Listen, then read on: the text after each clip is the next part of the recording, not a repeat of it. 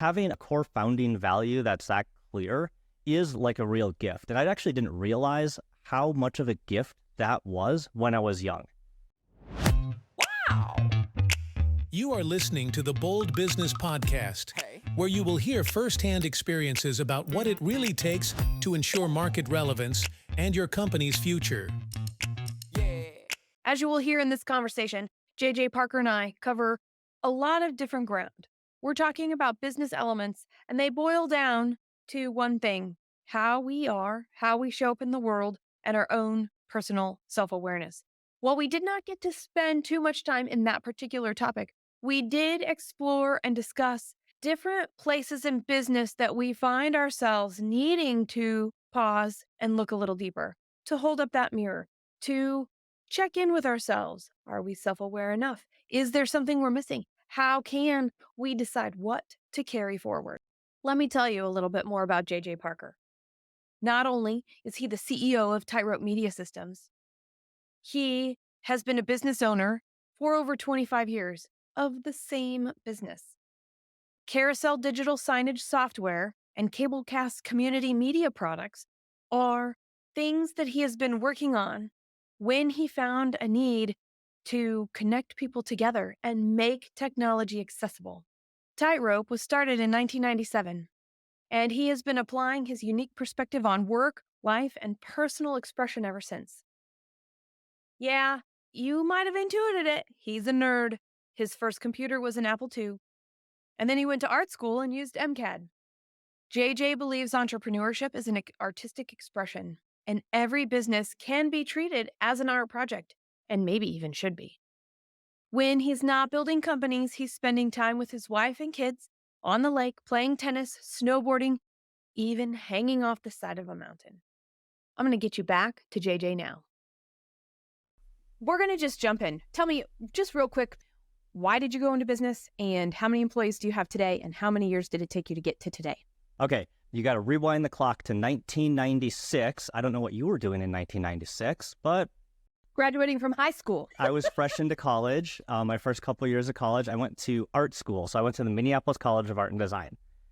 And while I was in high school and while I was in those first few years of college, I was working at a TV station, our local public access TV station. If you remember like that kind of TV station from the late 90s, it was like straight up Wayne's World kind of stuff, right? Like people would come in, shoot their stuff, like whatever. But we also did a lot of support for the school district, right? So we would help produce the concerts, we'd do the football games, and we'd do all of the school activities and televise those. One of the other jobs I had there working for the school district was to teach teachers how to run video equipment. And in 96, that was like a tube TV hung in the corner of the hallway that showed like the school lunch menu and like the activities happening. Do you remember this? Totally. They were in my school. My high school buddy was working at an AV reseller. So he was like working for a company that would go install that stuff in schools. And we would have to go train these teachers over and over how to use the software. And he was like, he was a little bit more hot-headed than I was. He's, these teachers, they're so dumb. We just have to train them over and over. And I was like, dude, the teachers aren't dumb. The software's not made for them. So we're like, wait a second, we should make software that the teachers can use. Because the software we were training them on was really like a more sophisticated like graphic design tool. And even those tools back then were like not very good, right? It's not like logging into Canva nowadays where you can pretty much do it. No. It was like some really archaic things. So we're like, let's make new software that's easier for the teacher. So because I was an art student, I like drew a whole bunch of like user interface designs that I thought would work. And we tried to find a computer programmer to make this. So our vision was, hey, can we have a web page where the teachers type in their school information and it shows up on that tube TV?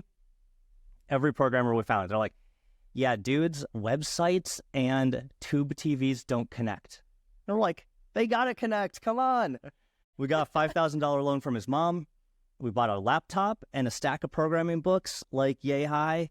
And I programmed the first version of the software, and that was it. Cool, it worked, and they love it, and their content was always up to date. Teachers thought it was like a great thing, and then we had no business experience, right? Like I could draw really pretty pictures, but other than that, so we just made our thing a little better. sold another copy, made a little better, sold another copy. And we literally just bootstrapped that business all the way. How long did it take you to pay off your friend's mom? Only a couple of years. See, that's awesome. When you're in like a friends and family financing situation, it like lingers maybe. It can drag out. That's right. I agree with that. She was extremely supportive as we went on our really up and down journey, especially those first, I don't know, like 10 years. It was tough. So all these years later, you are working at the same company. You are the torchbearer for the same company. Yes. So that product is called Carousel. And yeah, it is still in market today and in a pretty dominant way. And so, yeah, it's 25 years.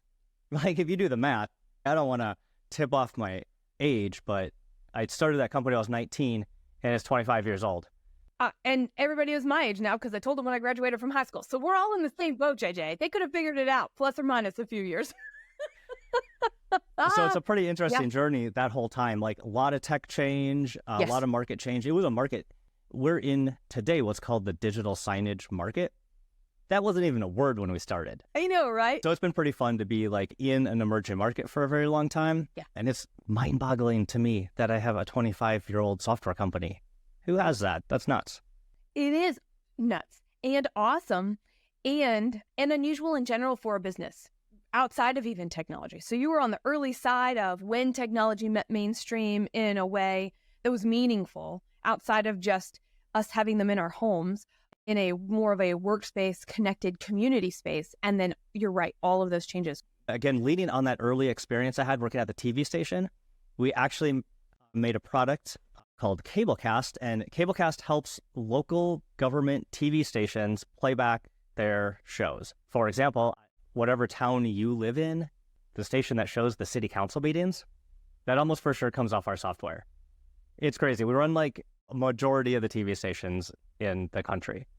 This is not sexy TV, right? This is not like NBC and ABC and the big colors, but this is like critical transparency in government kind of communication, right? Where we're enabling these small municipalities to get all of that information out to the residents. And that's sometimes all that it's necessary. And the way to make impact is to listen to what is actually necessary. It's not always about what kind of transformation can we make? Where can we go from here? How big can it be? It really is connecting people to people in a meaningful way. And it may not sound sexy, but it's one of the biggest things that we have to do with each other in general. One of the interesting things as I tell that story, especially the carousel story, the born out of the school story, is that we had this like founding core value, that visual communication tool that was showing messages in the schools accessible to everybody. That was it. It was a very simple concept. Of course, you'd want to have everyone participate in the communication tool, but it wasn't like the thinking back then. The amazing thing to me is that little core principle is in the product today, 25 years later. It's like the single differentiator we have. Still, having a company that has a core value, a core founding value that's that clear is like a real gift. And I actually didn't realize how much of a gift that was when I was young. We just did a thing. We're just like, oh, teachers have problems. We fix the problem. But as we like matured as a business over years, I was like, wait a second, that little insight was surprisingly genius. Yes. Now we just stumbled into it. So when I look at other businesses and ideas and companies, I'm really like always looking for what is like the founding core value that business can stand on for a long period of time. And you're looking back and you're seeing it and you're recognizing it. When did you actually realize it? That this was a founding core principle? I probably didn't really appreciate, I would say, didn't appreciate how important that was until maybe even 5 years ago. We were working on some founder story work in our marketing team. In developing that story, I was like, oh, wait, there it is. It's sitting right there. That's actually an interesting thing because some of the things that are our strongest strengths, some of those things that really are, they're the fuel for why we're doing something, are often the ones that we take for granted or overlook or don't think they're actually as important as they are. Yeah, I would agree. Like the Simon Sinek start with why stuff, it helps you try to get to the core of like, why are you actually doing a thing? You said something earlier, which was a lot of boring businesses actually really connect well and perform well, building tech for tech's sake often misses this like core why and this core like connection with the customer, other people. I'm a nerd. I like tinkering and building stuff. But at some point when you're trying to build a business that's going to last, you've got to get to a point where you're like, I'm building this to make an impact. And these are the core values that impact stands on. So let's think about that. Tech for tech's sake. Once upon a time, Google bought Fitbit, right? That was a few years ago now. I just learned, and I know this is not a new thing, but I just learned that they're totally scrapping the, 1.2 or something billion dollars that they spent. They're shutting it down. This is a tech for tech's sake versus a connecting piece at even the highest levels of those companies that we look to be innovative. And I find that was a very interesting comment on your part. Are we trying to be innovative?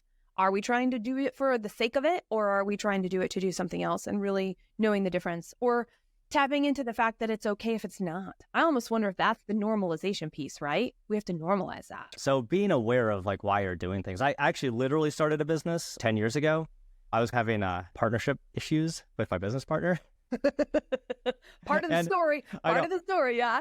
Yeah, part of the story is I had that founding business partner, but then I bought him out in 2015. But like in 2014, I was like so frustrated at work and with my partner and everything. I literally started another company and like funded staff. I mean, not like I was tinkering around on the weekends. It was like full on company, office space, everything. And like looking back and I'm like, oh, wait a second. I started that company. I wanted to start it, right? It was interesting to me, but frankly, honestly, part of me started it because I was frustrated that my other thing wasn't going as smooth as I wanted. I wanted like a fun little garden to play in. If you are ready to make a real impact in your business and you've waited too long to take action, go to reddirection.com and click on Solutions to find out how. When we are distracted, when we have these big ideas, when we have something that seems so exciting that we can't not do it, all we're doing is leaving exactly who we are behind while we go do that. And then we have to always circle back. There's always this circle back to where we left ourselves to keep going. I call all my businesses art projects. They're all art projects. Because if you think of your business as an art project, it's actually way less stressful. Yes. When you're like, oh, I got payroll and blah, blah, blah. I don't know. The art project's got payroll. Oh, yes. That's it takes perfect. the edge off of it. It does. But I'm chronically distracted by like ideas. I like to explore a lot of ideas. So like my wife absolutely knows this about me. Like for fun on the weekends, I make business plans. And she actually also knows that this affliction is so deep with me that if I have an idea like Friday afternoon, she just knows like, oh, yep, I can't disturb him the whole weekend because he's going to be down there in the basement writing a business plan. And I can't do anything else until I get it out of my brain. You know what I mean? Like I have to unload it out of my brain or else I'm just like completely, I'm not even functional. So coming back to that, is that your quick way of working through other problems? What things are kind of distractions in your life? What things are good kind of tributaries to explore? And how do all of those work in conjunction with each other? Or how are they harmful? So what I've noticed with myself is like, I have to put some guardrails around the side project stuff or else I get a little bit too ADD or obsessed, which is silly because like my main gig or my other two companies, Carousel and Cablecast, are pretty great businesses. Like I should probably focus most of my energy on like the thing that's going to return like 90% of the result. Like it's like an 80-20 thing, right? Like focus on the things that's going to get you the best results. But I kind of contrast that with, I also know myself and I just know that I need to do some of these things for fun. If you can bucket in personal growth, what's professional growth, what's fun, and just be aware of what you're doing, it's going to make you a lot happier. So you're talking about it from a business perspective. I want people who are listening and watching us to recognize it might be good if it brings something back to add to the 20% that's returning 80%, or whatever your personal equation is. But it's interesting too, because I do think we need to leave ourselves behind, because I think we have to discover something new about ourselves to be able to bring back and go, oh, this fits for me or not. And I have forgotten how to show up, or I need to show up differently to grow into the goals that we have set, personally or professionally. I think there's an element of this that whatever that outlet is, it's an interesting piece of awareness that if we're not building in things like that and then consciously going, and it doesn't have to be every time, looking back over the last few years, was there something I took away from that? Are you excited about integrating e-commerce differently into your businesses that are your primary ones from your pickleball thing? Or is it because you really wanted to support pickleball and you want to just walk around and be like, where did you get your t-shirt from? My website. It could be either or both. I play a lot of tennis, and all the tennis players hate pickleball. Yeah. And I don't know if you've ever seen these t-shirts that say the antisocial club. So I made pickleball club t-shirts because all my tennis player friends would like badmouth pickleball, but who would I see out on the pickleball court every week? All my tennis friends. See, I'm telling you, it's the thing. I love that. So you said something very key that I'm really passionate about, and I think it's like one of the keys to my certainly personal, but has had a huge effect on my professional development, which is self-awareness.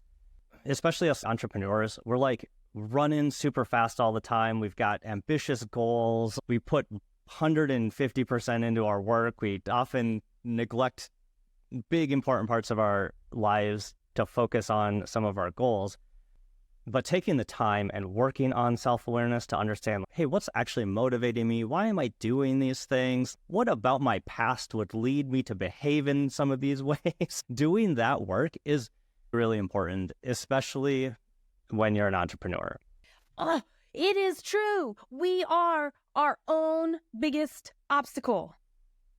I don't like to say our own worst enemy, because maybe, but I don't think we're inherently like that. I'm not sure if that's like part of where we're at in society. I'm not sure if that's a human condition.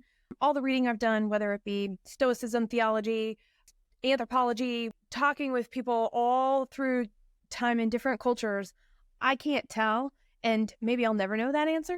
I feel like it's a human condition thing, because if you go, like you said, if you go read the Stoics, the advice that the Stoics give is amazingly timeless. You're like, wait, this applies to today and social media and everything about my modern life today. And this was written hundreds of years ago or thousands of years ago. I don't know when it was written. A long time ago. We'll go with both.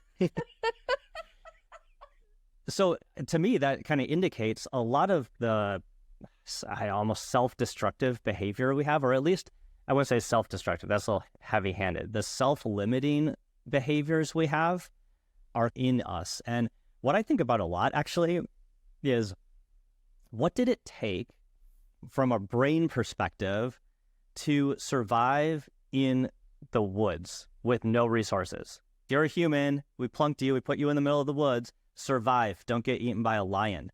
And so much of our brain chemistry and the way it behaves today in modern society is built for don't get eaten by a lion. Yeah, it's true. So I think our brain is still in a little bit of a primitive mode, and certainly a lot of our initial reaction is very primitive. It comes from a very primitive part of our brain. Just recognizing and maybe even just taking some of those moments and be like, oh, I had a strong reaction. Let me attempt to put a little space between that strong internal reaction and my external reaction. Okay, so how do you do that? So a couple of things that I do that have helped me is I think like you, I do a ton of reading in the self-development genre because I think it's really fascinating. My business partner in that business that I started out of frustration, she's a professional coach. So she and I spent a lot of time like talking about this topic. And then things that help me just like on a day-to-day basis is doing mindfulness and yoga practice. To me, that gets my brain to slow down. I took maybe like a 6-month break from yoga practice last year. I got back into it. I was like, oh God, I got to get back into yoga. I got to get back into it. So I signed up for the yoga class, went there, and minute one, I'm just like, crap. I got so many good ideas right now. I should have brought a notebook into this yoga class. And I'm like, what on earth am I thinking? My monkey brain's going like 1,000 miles an hour. I'm like, that's not the point of this. The point of it, dummy, is to stop thinking. That's the whole point. Okay, so for yoga, for me, when I am in the middle of a break, and I can already tell you, my husband has said, when is this over? And my team is, you are a little feisty because I can only do yoga when I'm in a yoga class. I'm the exact opposite. I cannot think about anything.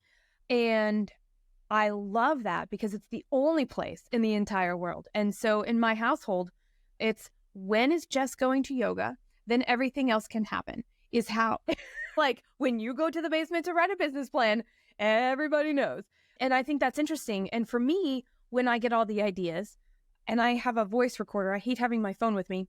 When I'm out in the woods, when I take a walk, when I'm on a 5 or 10 mile hike, from the first 5 steps, I'm like, am I really going to talk into this thing the whole time?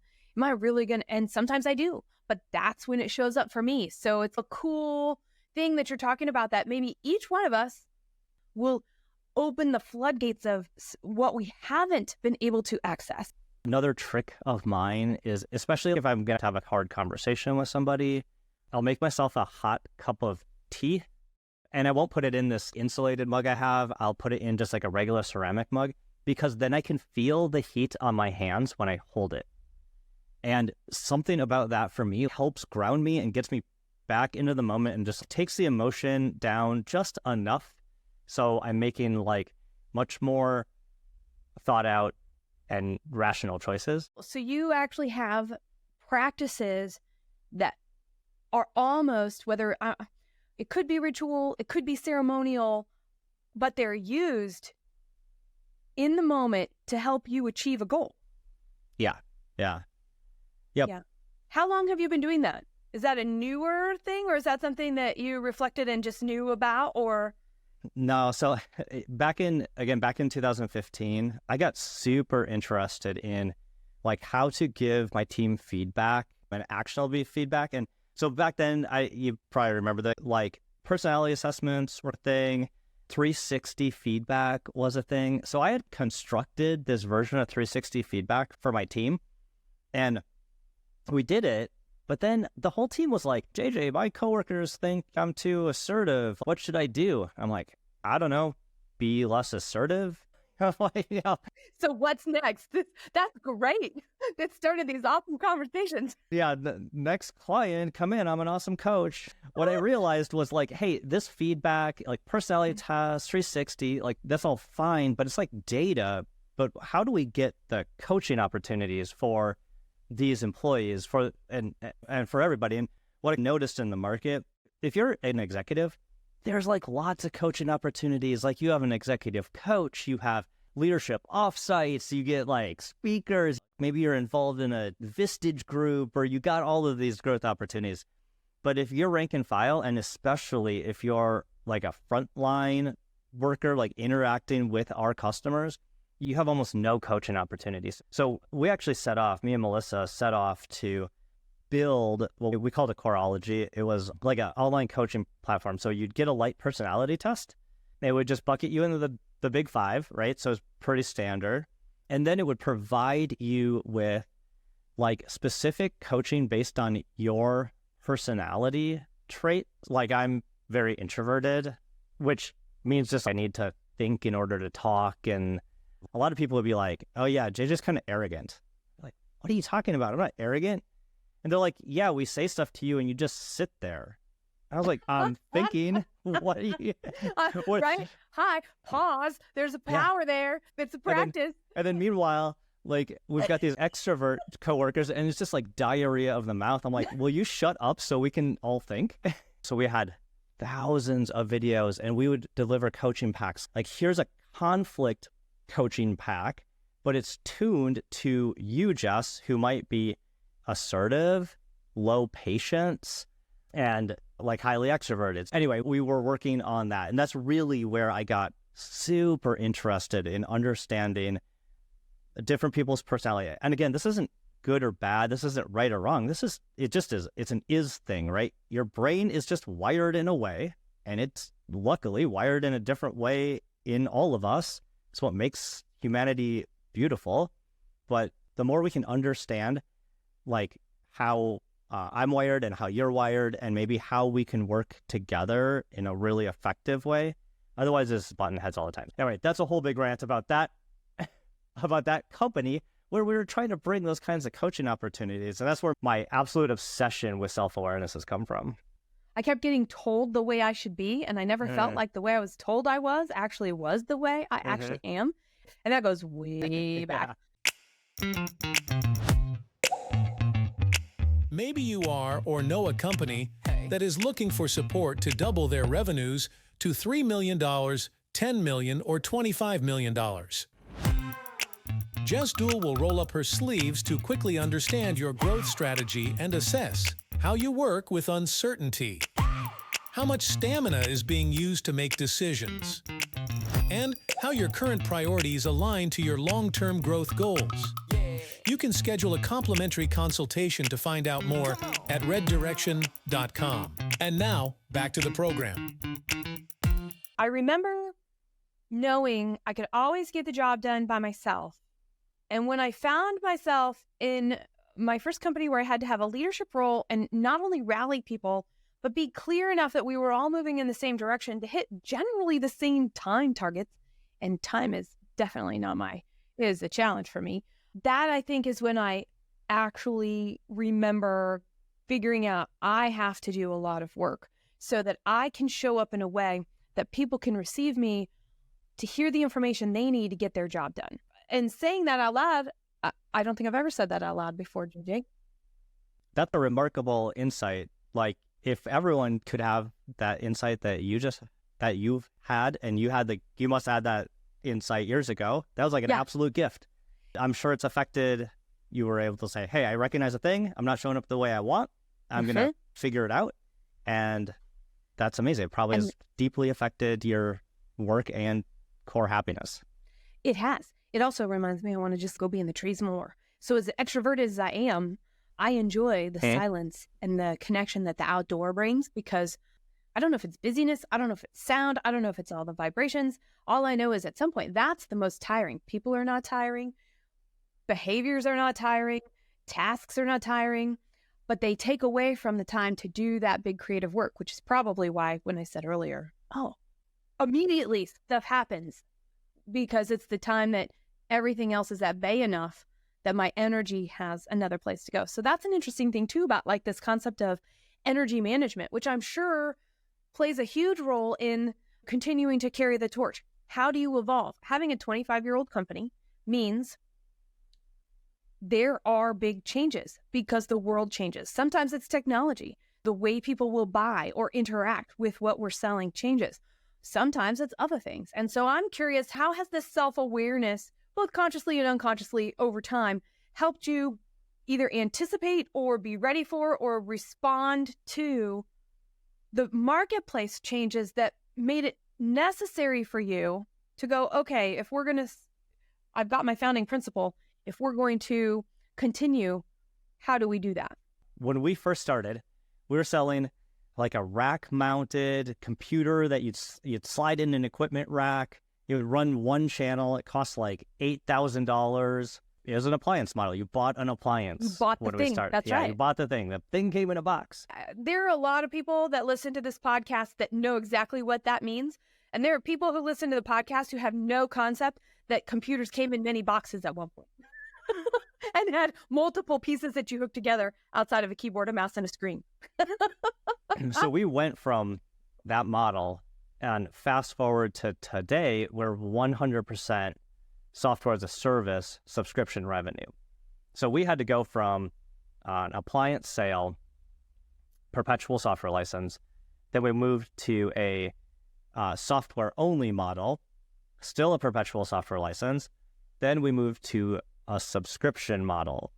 So each one of those changes was really hard, especially the perpetual to subscription change, which we started in 2019. I look at it like, okay, we're selling, this is a one-time sale, perpetual software license, just like you used to buy Microsoft Word back in the day. We got that. Now we're going to switch to subscription. Instead of charging them one time, we're going to charge them every month forever. Seems easy. So we started doing that. the thing that was so surprising to me wasn't that the customers wanted it. Technically, it wasn't that hard. Like all of the billing software, yeah, we had to learn some new software, but it wasn't that hard. The thing that was remarkable is the team. The team had a surprising amount of resistance to that change. I got to know more about this. Hopefully my team will listen to this whole entire episode as I call them out on being change resistant. I love you guys. No. So like the sales team, right? The sales team was like, hey, we need a subscription product. Cool. Here's your subscription product. Ooh, yeah, I don't know about that. We built the thing you guys have been asking for 5 years. Like, can you sell it now? Yeah.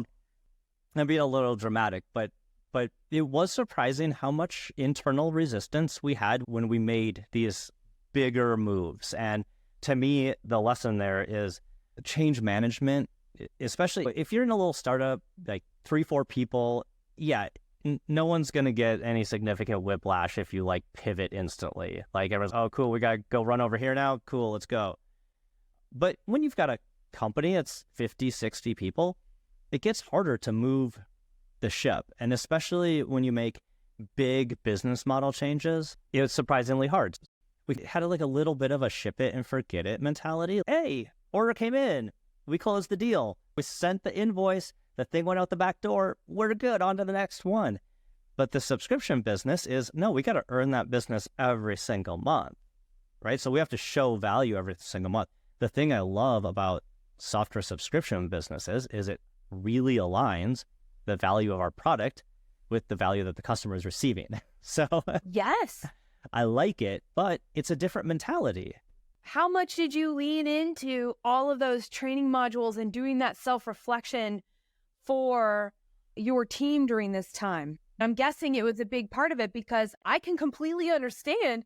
And I'm thinking, boy, I wish I had some side project awesomeness during some of my biggest times of change because I think there's something to be said for that because it takes time. It takes a lot more time than we ever estimate or could imagine. Yes. Thanks for calling out the thing I didn't do well. Oh, no. Hindsight being 20/20. You just telling me these stories. I'm connecting dots. Whoops. It does seem obvious that the guy that has the coaching business should be able to somehow apply that to the other companies. And I think personally, I was a much more equipped leader at that point when we did have to make that transition versus the others. We had other transitions that were bigger, and I probably was just not as good of a leader back then. So going through all of that self-awareness stuff and understanding how people are wired, and I was still surprised at how hard it was to change the direction of the ship. I'm listening to you, and maybe that you would go in the equivalent of going in your basement for the weekend and making a business plan is how you're going to solve this problem. Me, I'm going to come up with a new idea every day, and we're going to throw spaghetti at the wall, and I'm going to tire out my team until it gets fixed. So both miss the communication effort on the extremes. And then, of course, there's a whole piece in the middle. So I think where I'm going with this is that it doesn't really matter where we're at. It just matters that as soon as we realize we're in it, to be able to pause and say, okay, what is that communication piece? Is there change management necessary here? Are we pushing too hard or expecting too much too fast? We're not changing a process, we're changing a mindset. A lot of the changes we do in business is a lot of tweaking on process, but you have to recognize when you're changing a mindset.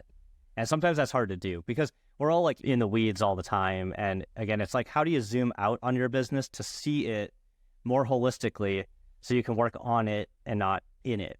Yeah. And well, people that's think I'm hard. an operations consultant, and I'm like, to an extent, but we're never going to touch a process when we work together. It's a hard thing because it's that change management piece over the course of time. And until I said it, wow, thank you, JJ.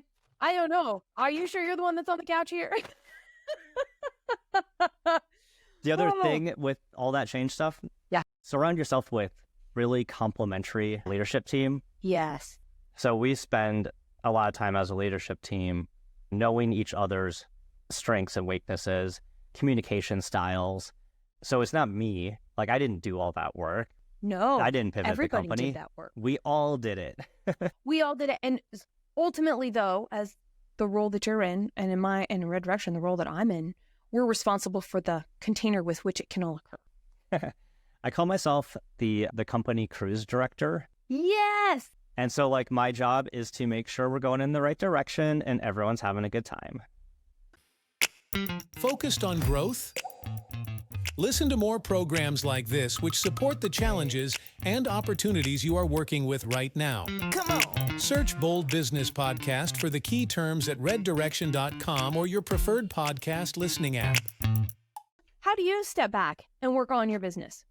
I am fortunate enough where I have a really great leadership team on both the Cablecast and the Carousel business. And until I had a leadership team in those businesses that were really running the day-to-day, I have a very high degree of trust with them.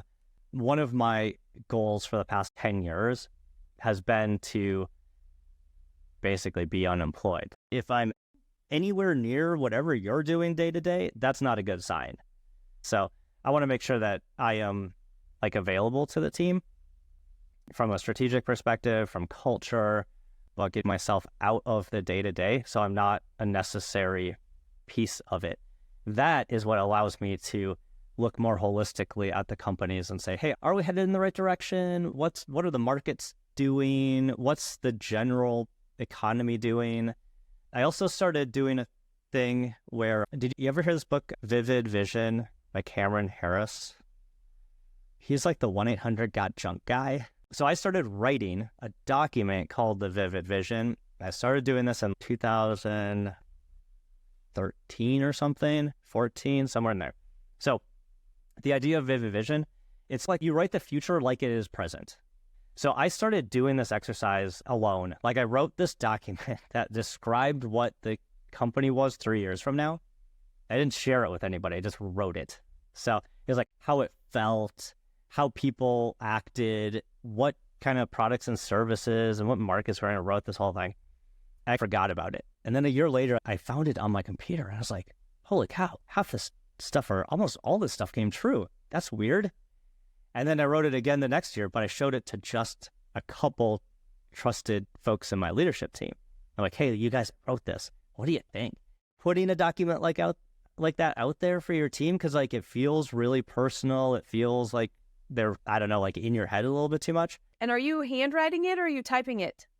Everything I do is handwritten in my notebook and then it's transferred later. I'm like a big handwriter. Yeah. Okay, so then I can say this, and it is actually true for you too. I learned this from the Waldorf methodology of education. Whatever starts in our head, we can think about it. We might even be able to talk about it, but until it can come out, down our arm, through our instrument and onto a piece of paper, there's something magical about that passing through that makes it become real and possible. Nowadays, I make a Vivid Vision. We show it with the whole company. We'll have it printed into books. It's like a 13-page little booklet, like 6x6, and send it to everybody so everyone can have it on their desk. That's cool. And it connects us more to the work that we're doing together as well as the role that we have within that. So I had written in the Vivid Vision that by 2024 that we wanted 500% growth. That's a lot. Is that possible? I don't know. I'm just going to write it anyway. So I wrote that and we nailed it. We rolled over that right on December 31st. I mean, I'm not kidding you. The last day of December, we hit, there's like 500.02 or something like that. Insanely accurate. Like, how could that even happen? I think this idea of vision exercises, visioning, writing it down, like you have to write it down, like you said, you can actually create and manifest. Again, that's kind of like a hippie word. And I don't know how many business folks like to sit around and manifest things, but it's a very important exercise. Okay, and it actually belongs in business way more than we give it credit for, because if we set this goal and we just turn it over, we're asking other people who have hitched their mission to the companies, but don't actually understand necessarily the where it needs to go or have that bigger pulse on things without visioning from the top seats of an organization. there is no way for people to understand what direction their wagon is actually going that's been hitched. And then you end up in a tug of war, if you will. It doesn't matter if it's 2 people or 100 people or anywhere in between. When I was having like the worst sort of business partner issues, he wanted to go in one direction, I wanted to go in another. And so everybody in the whole org it was just massive wheel spin. Like nothing was getting done. Everyone was cross at each other. Nothing worked. Everything's breaking all the time. It was terrible feeling. And once you get everybody aligned, moving in the same direction, it's magical. Right now, we just had an all hands the other week, and I'm like, we have got magic in a bottle because we've got wonderful people. Everyone's aligned. Everyone's doing the best work of their lives. This is amazing. It feels great. How does all of this translate into wanting to be dropped off in the middle of the woods and having to figure out what to do? My wife thinks that is absolutely insane. Like, why would you do that? I'm like, no, like you could just drop me off in the middle of nowhere, like just some food and maybe like a water or like a water purifier, and then let's just see what happens. I love it. I've got another more than side project at this point. It's called Screenwave. It's like a video sharing and collaboration tool for remote teams. And very early stage, right? We've got a couple people working on it. We're still trying to figure out some of those early core values. So that to me is my current being lost in the woods. We don't know which direction we're going. We don't really know where we are. We don't really know which direction to go. And we're doing a little wagon wheel experience. Like, oh, let's go see what the customers look like over here in the HR space. Yeah, like that. What do they look like over here in this IT space? Maybe that doesn't work. What do they look like over here in this micro training space? So we're doing like all of this little exploration, and it's uncomfortable. I've noticed people who are maybe mid or late career really don't like being uncomfortable. For me, I was actually feeling like I'm doing these things that make me feel like a newbie again, like a rookie. And I was like, oh, I don't really like feeling like a rookie anymore. I would like to go back to running my like $12 million companies instead of this like startup with $0 of revenue because I just feel so new. And then I'm like, oh, am I going to go to as a 25-year software entrepreneur person, am I going to go to the local tech startup events with all the other 20-year-olds like who are trying to use AI to invent the next whatever? You know what I mean? I'm like, oh God, this is where I am.